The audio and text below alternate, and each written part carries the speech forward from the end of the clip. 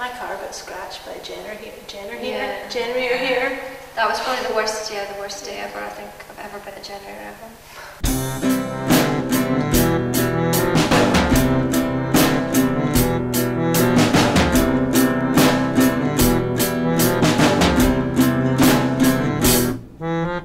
Well, it used to be like generator studios. Yeah. But then obviously they weren't studios anymore, so they changed it. I think they started off as a much more political kind of thing. It was a much more sort of radical sort of thing that was going on. Because of the sort of nature of the buildings, they were very cold, they weren't very predictable during the different weathers, so they kind of went more for a gallery space. Normally there's around about 6 people running the space, and then every 2 years it'll be refreshed, but there's normally at least 3 remaining committee members for a year, so there's always like 3 who've been doing it for at least a year, and then new 3 with kind of shadowing. Yeah, because it does change every 2 years, so people aren't always aware of who's running the space or what goes on, and it's very much like a different group of people that will come to the openings for different people, and that's what's good about a rolling committee, is that there's never one house style, so the programme's kept fresh almost always. We tend to we seek out most of the artists that we want to work with rather than taking proposals. Kind of does stunt you a little bit because you're being creative in a different way and supporting other artists and their sort of vision.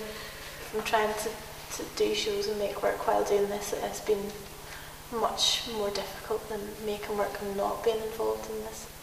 Did I say that the right way around? I think so. Doing this and making work is more difficult than just making work and not doing this. When you're trying to make your own work, it's like 2 completely different headspaces. You're just, you cross the line completely, whether you're trying to curate or trying to make. So, it obviously, undoubtedly informs your practice like a huge deal. Just seeing how people make their work in the space, how they install, curating shows and programming and supporting artists is my practice. I think art spaces are often aware that their market is quite niche. Like, you're not going to get people walking in off the street up here. Although it has happened a few times, but generally by accident. So I think, as far as our audience is concerned, I think that's not really changed in the past few years. We have kind of a dedicated group of people that come up, and then we'll bring through people from other cities, like on buses. We'll actually put on buses to bring people through.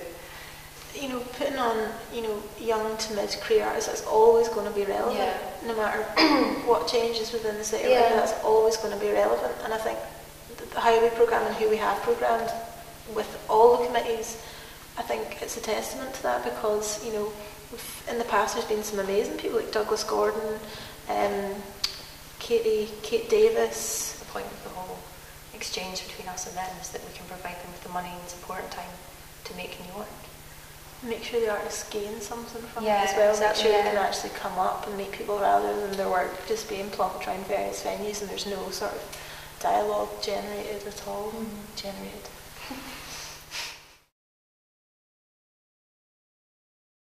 Remember when we were trying to do a mail out and all the electric was off and we had to, the dark outside was slightly less dark than the dark inside, and it was about -22 and me and Anna had to hover at that door and try and close envelopes, and she did laps of the gallery every 5 envelopes to warm up, and I also remember painting the floor black at 2 o'clock in the morning and having the front door open as the only means of light to paint the floor, and you were painting the floor black.